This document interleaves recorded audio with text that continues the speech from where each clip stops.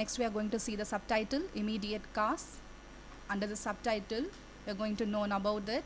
On 28th June 1914, the Archduke Franz Ferdinand and nephew and heir to Franz Joseph, Emperor of Austria-Hungary, was assassinated by the Principe, a Bosnian Serb.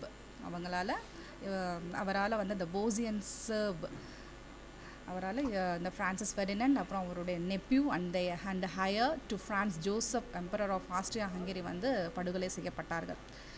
Austria saw in this an opportunity to eliminate Serbia as an independent state. Germany thought that it should strike first, so it declared war on Russia on 1st August. Course of the war. Course of the war na studies of the war. என்ன நடந்துச்சு, என்ன தெரிஞ்சுக்கிட்டோம் அப்படின்ட்டு. The war warning camps central powers. The two warring camps central powers பார்த்தீங்கன்னா the warning nations were divided into two warning nations. The central power consisted of the first one, Germany, Austria, Hungary, Turkey and Bulgaria. Italy remained a neutral country when the war broke out. Neutral அப்படின்னா இங்கே தனி நாடாக தனித்து இருந்துச்சு. Britain, France and Italy signed the secret treaty of London in April 1915.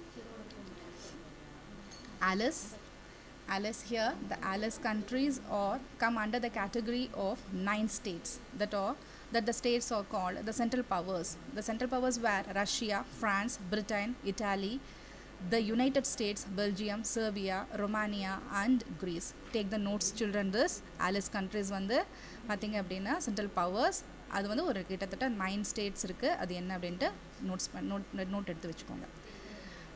Here next we are going to see about the subtitle, Tsar's abortive attempt for peace. Tsar, T-S-A-R.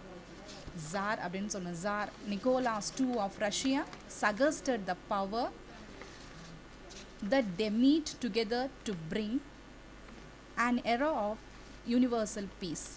Next subtitle, War in Western or French front.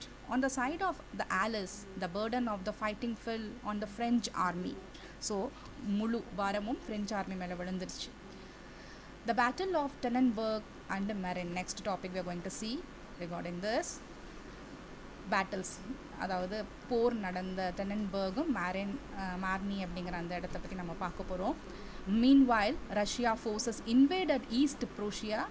In the Battle of Tannenberg, Russia suffered heavy losses. அதிகமாக வந்து பொருளாதார இழப்புகள் வந்து ரஷ்யாவுக்கு ஏற்பட்டுச்சு இந்த போரால். The French army made all out efforts to drive away the invading Germans. At the Battle of the Marne, early September 1914, the French succeeded in pushing back the Germans. The Battle of Marne is a memorable for trench warfare. Trench warfare அப்படிங்கிறது ஒரு technique which is used during this battle period. Trench warfare அப்படின்னா the trenches or ditches dug by troops enabled soldiers to safely stand and protect themselves from the enemy fire. அதாவது போர் நடக்கிற இடத்துல zig வடிவில் என்ன பண்ணுவாங்க அப்படின்னா ஒரு குழி தோண்டி வச்சுருப்பாங்க. the ditches it is called as the ditches மாதிரி குழி தோண்டி அது ஜிக்ஸாக் ஷேப்பில் இருக்கும். அதில் வந்து என்ன பண்ணுவாங்க அப்படின்னா போர் தொடுக்கக்கூடிய வீரர்கள் அதில் இருந்து மறைஞ்சிருப்பாங்க எனிமியோடைய ஃபயர்ஸ்லேருந்து தன்னை காத்துக்கிறதுக்காக. So each trench was dug in a type of zigzag so that no enemy standing at one end could fire for more than a few yards down its length. எதிரில் அடிக்கக்கூடிய எதிரிகள் தங்களை வந்து அதிகமாக தாக்குதல் நடத்தாமல் இருக்கிறதுக்காக அவங்க யூஸ் பண்ண இந்த டெக்னிக் தான் வந்து ட்ரென்ச் வார்ஃபேர் அப்படின்ட்டு பேர். The main lines of trenches were connected to each other. The sheer quantity of bullets and shells flying through the air in the battle conditions of First World War compelled soldiers to burrow into the soil to obtain shelters and survive. So இந்த method அவங்களுக்கு அந்த நேரத்தில் the Battle of Tannenberg and Marne ரொம்பவே யூஸ்ஃபுல்லாக இருந்துச்சு அப்படிங்கிறாங்க. Okay, next we are going to see the subtitle, Battle of Verdun. Between February and July 1916, the battle took place. Battle of Verdun, 2 million men took part and half of them were killed. The Battle of Verdun, however, decided the fortunes of the war in favor of the Allies. அதாவது ஆலிஸுக்கு சாதகமாக இந்த battle வந்து நல்லபடியாக வெற்றிகரமாக முடிந்தது அப்படிங்கிறாங்க. And the next subtitle we are going to see the war in Eastern or Russian front. In the Eastern front, Russian troops repeatedly defeated the Austria. Eastern frontல நடக்கக்கூடிய இந்த போரில் ரஷ்யா ட்ரூப் விடாமல் ஆஸ்ட்ரியாஸை வந்து ஆஸ்ட்ரியனுடைய ட்ரூப்பை டிஃபெக்ட் பண்ணிகிட்டே இருந்துச்சான், தாக்குதல் நடத்திட்டு இருந்துச்சு அப்படின்னு அர்த்தம். Russia had the worst trained and equipped army and therefore Russian losses were the greatest. ஆனால் என்ன தாக்குதல் நடத்தினாலும் ஆஸ்ட்ரியன்ஸுக்கு எதிரில் ரஷ்யாவால் ஷைன் பண்ண முடியல. ஏன்னா the trained soldiers were not satisfied. They are worst in train and equipped army பார்த்திங்கன்னா இட்ஸ் நாட் சஃபிஷியன்ட், போதுமானதாகவும் இல்லை. So far that they Russian were faced in this war are losses. They have great losses. Russia wanted peace and consequently it signed. கடைசியாக ரஷ்யாவுக்கு வந்து ஒரு முடிவுக்கு வந்து நான் சமாதானத்தில் போகிறேன் அப்படின்னு சொல்லிட்டு it has signed the treaty of Brest-Litovsk 3rd March 1918. ஜெர்மனியோட தன்னுடைய ஒப்பந்தத்தை முடிச்சிடுச்சு. After this the position of Germany became strong. இதுக்கப்புறமா தான் வந்து ரஷ்யா தன் முன்னாடி மண்டிட்டதை நினச்சிட்டு என்ன பண்ணுச்சு, ஜெர்மன் இன்னும் பலமாக தன்னுடைய பவரை இந்த உலக நாடுகள் மேலே செலுத்த ஆரம்பிக்கிறதுக்கான கனவுகளில் அது இருந்துச்சு. Next we are going to see about the minor theaters of war in the Middle East. Turkey also fought on the side of the Central Powers. The Turks tried to attack Suez Canal but were repulsed. Britain attacked Turkey in Iraq and later in Palestine and Syria. So one side வந்து பார்த்திங்கன்னா Turks வந்து Suez கேனலுக்காக அவங்களுடைய attack against to Britain attack பார்த்திங்கன்னா Turkey in Iraq and later in Palestine and சிரியாவில் எங்கே பார்த்தாலும் உள்நாட்டு போர்கள் மாதிரி அங்கே மிடில் ஈஸ்ட்டில் இந்த நடந்துட்டு இருந்துச்சு.